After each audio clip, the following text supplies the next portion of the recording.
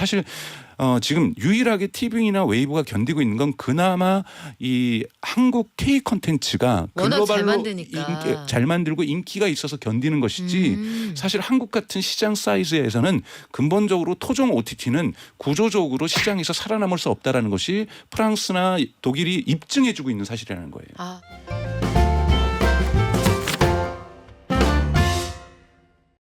OTT 시장이 어느덧 우리 일상으로 쏙 들어와 있습니다. 저도 OTT 헤비 유저인데 여러 개의 채널에 가입이 돼 있거든요. 근데 국내 토종 OTT는 영 힘을 못 쓴다 이런 얘기가 있었어요. 넷플릭스나 디즈니 이런 데가 사람들을 다 데려간다. 티빙하고 웨이브 우리 토종 OTT가 그래서 합병한다고 합니다. 합병이 초읽기에 들어갔다라고 하는데 둘이 합치면 넷플릭스 1강 체제에 도전할 만큼 이 화력이 생길까요? 미디어 스피어 강정수 박사에게 OTT 시장 삼국지 들어보겠습니다. 안녕하세요. 안녕하세요. 박사님도 OTT 좀 보십니까? 저는 뭐 우선 케이블 방송도 보지 않고요. 뭐 안 보세요? 네네 다 OTT로 봅니다. 아, OTT로만 보신다고요? 네네네. 그렇죠. 스마트 TV에서. 저도 완전 OTT 헤비 유저인데 그래서 네. 신작은 뭐 나오는 날 밤새서 다 본다고 보시면 돼요. 네. 근데 티빙하고 웨이브가 요게 국산이잖아요. 네네네. 티빙이 TVN에서 하는 건가요? 그렇죠. CJ ENM에서 그렇죠. 하고 있는 웨이브는 거고요. 연합군이고. 그렇죠. SK와 KBS, MBC, SBS가 같이 하고 있습니다. 요 두 개가 합친다 요 얘기는 사실 우리가 연초에도 했었는데 네. 움직임이 좀 더디다 싶었어요. 지금 네. 어디까지 진전이 된 거예요? 사실상 이번에는 합칠 것 같아요. 우선은 합병을 한다라는 것은 주도하는 기업이 후발주자를 합병을 해서 시장의 판을 키운다라는 것이 있는데요. 사실 이번 같은 경우에는 되게 절박한 상황에 있는 두 기업이 생존의 차원에서 합치지 않으면 안 되겠구나. 사실 2020년부터 두 기업은 합병에 대한 논의들은 오고 갔습니다. 근데 결정적인 계기가 됐던 것은 작년 영업 실적이 두 기업 다 각각 1,100억씩이 나왔어요. 약 1,100억씩. 적자가요. 예, 그리고 올해 1분기부터 3분기까지 티빙 같은 경우에는 마찬가지로 1,100억이 넘었고요. 그리고 웨이브는 약 800억까지를 기록을 했습니다. 그럼 올해도 뭐 당연히 1,000억은 둘 다 넘는다는 거죠. 연속 2년 1,000억이 넘는 적자를 내고 있는 기업. 근데 매출은 전체로 보면 한 2,000억 정도밖에 안 되거든요. 근데 1,000억이 적자라는 것은 이거는 뭐 매출이 뭐 1조 단위나 2조 단위에서 1,000억 적자하고 매출이 2,000억 좀 넘는데 1,000억 적자는 완전히 다른 상황인 거거든요. 사실 이게 자영업이면 네. 간판 내려야죠. 그렇죠. 그러니까 네. 이건 뭐냐면 생존의 문제입니다. 그러니까 여러분 보셔야 될 게 매출 2조 원 기업이 1,000억 적자가 아니라 2,000억 기업이 1,000억 적자라는 거는 생존의 문제가 2년 연속되고 있다라는 거고 이건 앞으로도 이러한 적자의 이 함정에서 빠져나오기 어렵다라는 판단들을 두 기업이 하고 있고 그만큼 절박하다라는 거고 합치게 되면 보통 시너지 효과가 최소한은 나죠. 예를 들면 마케팅 비용도 좀 절약할 수 있고 그리고 오리지널 콘텐츠라고 하죠. 보통 우리가 드라마라든지 네. 영화라든지 이런 거 제작도 각각 제작하는 걸 하나씩 제작할 수가 있는 거니까 많은 비용을 절감시킬 수가 있어서 우선은 이 판에서 승자가 되지는 못하더라도 적자 규모는 줄일 수 있다라는 판단들을 두 기업이 하고 있기 때문에 두 기업의 큰 지주들 그러니까 주주라고 할 수 있는 예를 들면 웨이브의 대주주는 SK고 네. 그리고 이 티빙의 대주주는 CJ ENM이지만 여기에 CJ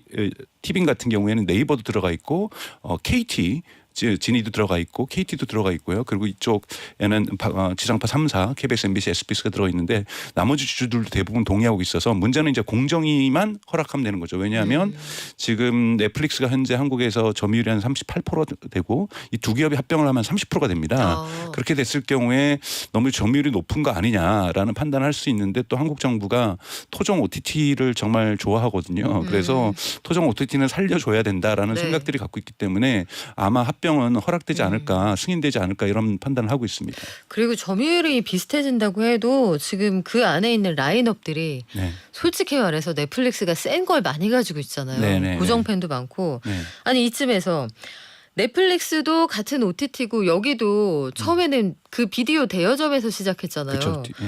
넷플릭스는 연초 대비 주가가 194달러였던 게 지금 현재 한 주당 479달러, 네. 60% 넘게 오르고 네. 넷플릭스는 왜 이렇게 잘 나가요, 혼자? 우선은 넷플릭스 부분에서 그러니까 많은 사람들이 이제 초기에는 넷플릭스가 성장 즉 얼마나 구독자를 많이 모으는가에 따라서 월가의 큰 투자자들이 투자를 많이 했었거든요. 그런데 이제 작년에 한번 주춤을 했었는데 이제는 수익성이 중요하다. 돈을 얼마나 많이 버는 거가 중요한데 넷플릭스가 두 마리 토끼를 다시 잡은 거예요. 그러니까 이번에 3, 4분기 같은 경우는 약 500만 명 정도를 갖다가 구독자를 증가시키면서 전 세계적으로 한 2억 2천만 명 정도 회원들을 확보를 했고요. 그리고 또 작년 말부터 해서 광고용 베이직이라고 해서 광고용 모델을 시작을 했는데 이 부분이 약 한 70% 정도 이용자들이 증가하면서 광고를 통해서도 돈을 벌기 시작하는, 그래서 구독자를 통해서도 벌기 시작하고 광고를 통해서도 벌기 시작하고. 근데 이 구독자가 는 이유가 뭐냐면 이제 한국도 곧 시작되는데요. 원래 이제 넷플릭스 계정 공유 많이 하시잖아요.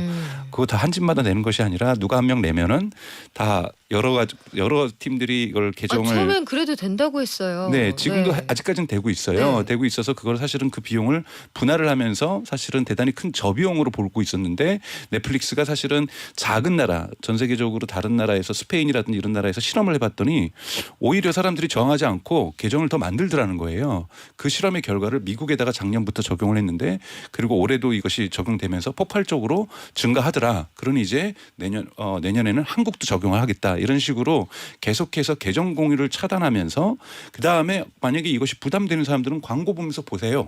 라고 하면서 광고 본다고 해서 무료는 아닙니다. 비용이 저렴해지는 거죠. 네. 그래서 이런 식으로 고객들의 다양한 지불 의사에 따라서 선택권을 주면서 이용자들을 되게 빠른 규모로 확대하고 있다는 부분에서 성장이 계속해서 되는 거고 매출도 되는 거고 흔히 말하는 우리가 객단가라고 얘기를 하거든요. 1인당 얼마의 돈을 고객 한 명에서 돈을 벌 수 있는가. 그렇죠. 이 객단가가 계속 증가하고 있다는 것이 이제 넷플릭스의 특징인데요. 사실 넷플릭스를 쫓아갈 수 없는 것은 사실은 규모의 경제가 크다는 건 넷플릭스가 이제 우리가 단순하게 수학으로 따진다면 2억 명이 넘는 거잖아요. 이야. 그러면 오징어 게임이라는 예를 들자면 대작이 나와도 네. 2억 명이 n분의 1 엠빵하는 거거든요. 우리가 밥 먹고 나서 식사하고 나서. 그러면 뭐 관리비도 대단지가 싸지 않습니까? 그렇죠. 근데 네. 예를 들면 티빙이나 웨이브에서는 겨우 500만 명, 400만 명 회원수 갖고 있는데 만약 거기서 오징어 게임 만나서 엠빵을 해도 이거는 이 비용이 안 되는 거야. 구조상 네. 안 되는 거죠. 그러다 보니까 넷플릭스는 계속해서 오리지널 콘텐츠를 넷플릭스가 물론 올해는 헐리우드에 파업이 있었기 때문에 뭐 한 140일 정도가 넘는 파업이 있었기 때문에 올해는 더 크라운도 좀 늦게 나오고 뭐 이 기묘한 이야기도 좀 늦게 나오고 좀 이렇게 하면서 대작들이 좀 늦어지는 경향들은 올해 어쩔 수 없는 상황이지만 이 전체적으로 볼 때는 오리지널 개수가 10개 늘어나면 티빙이나 웨이브는 1개 늘어나는 꼴이라는 거예요. 속도가. 그러다 네. 보니 보통 라이브러리라고 하거든요. 도서관처럼. 네. 너무나도 볼 게 많아서 오히려 넷플릭스의 문제는 뭐냐면 사람들이 가서 고르는데 30분이라는 거예요. 헤매게 돼요. 아카이브가 네. 너무 빵빵하다 보니까. 네, 고르는데 30분 네. 걸릴 정도로 아카이브가 많다는 거죠. 그리고 사실은 이건 유럽연합이 실수를 한 건데 유럽연합에서 이제 이 제재를 했어요.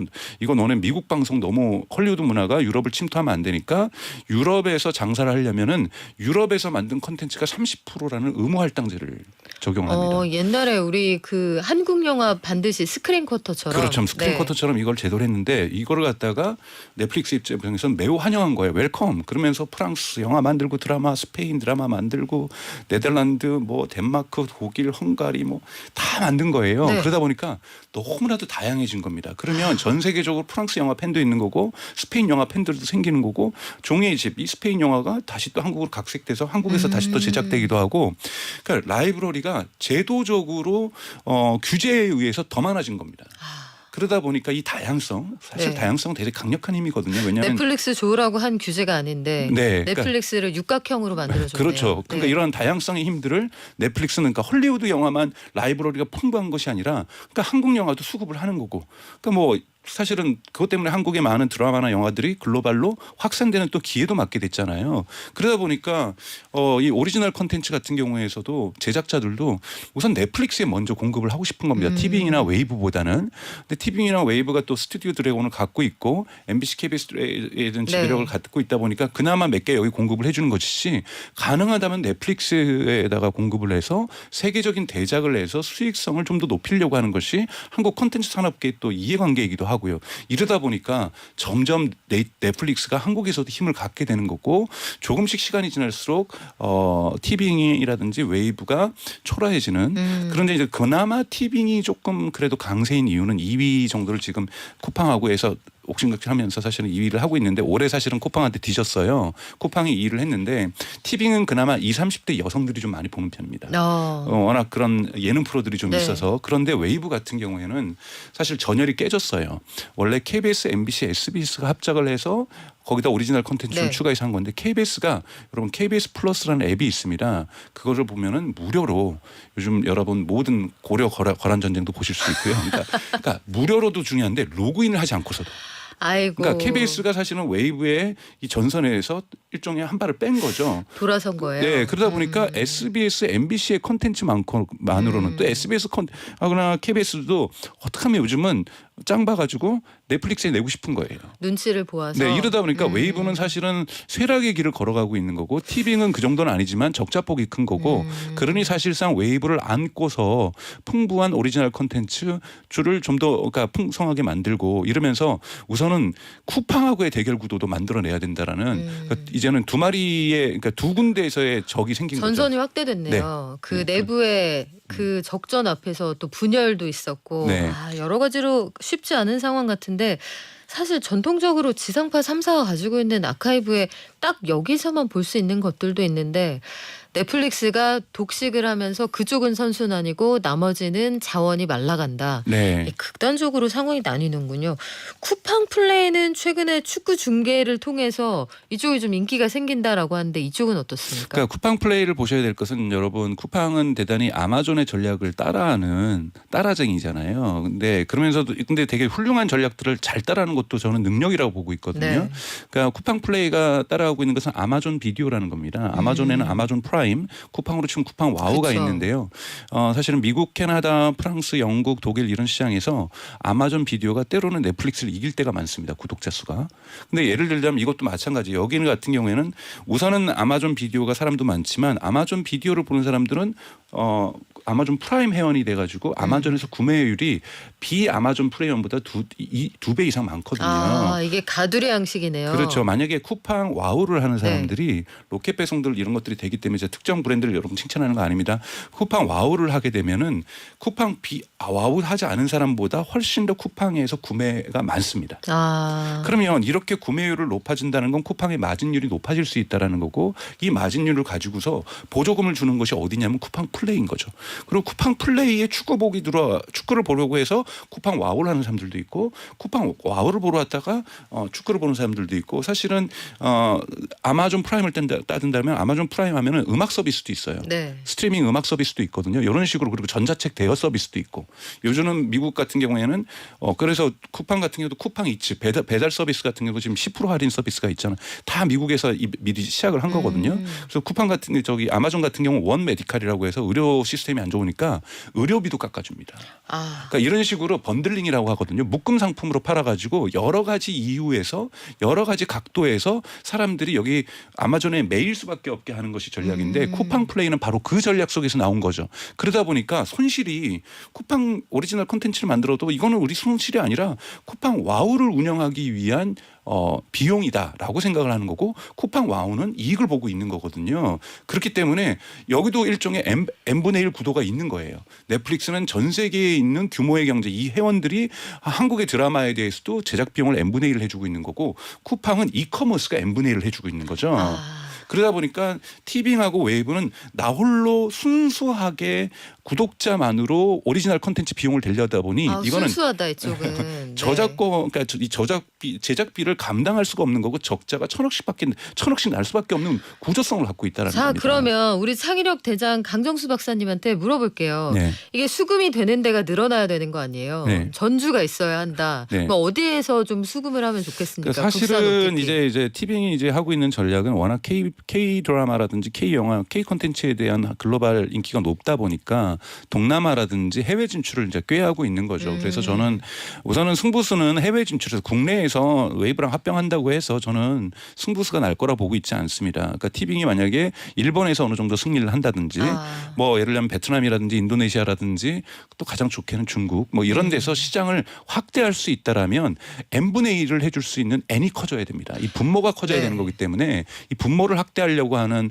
글로벌 전략이 대단히 중요하다고 저는 보고 있습니다. 베트남, 일본, 인도네시아 셋만 합쳐도 3억이네요. 네네. 3억에다가 국내 한 500만 하면 3억 500만. 네. 그러니까 국내 시장만으로는 이 넷플릭스하고 경쟁할 수 없다라는 건 자명하다라는 거예요. 그렇기 때문에 글로벌에서 답을 찾지 않는다라면 생존할 수 없습니다. 해외로 나가서 외연을 확장해야 한다. 네. 저도 뭐 100% 공감합니다. 태국에 나갔을 때 태국의 그 엄청 큰 전광판에 굉장히 붐비는 도로에 미스터 선샤인 그 두 배우가 그 나라 언어로 그 더빙된 그 말로 막 얘기를 하고 있어서 재밌게 봤던 기억이 있는데 그런 식으로 해외로 나가야 한다.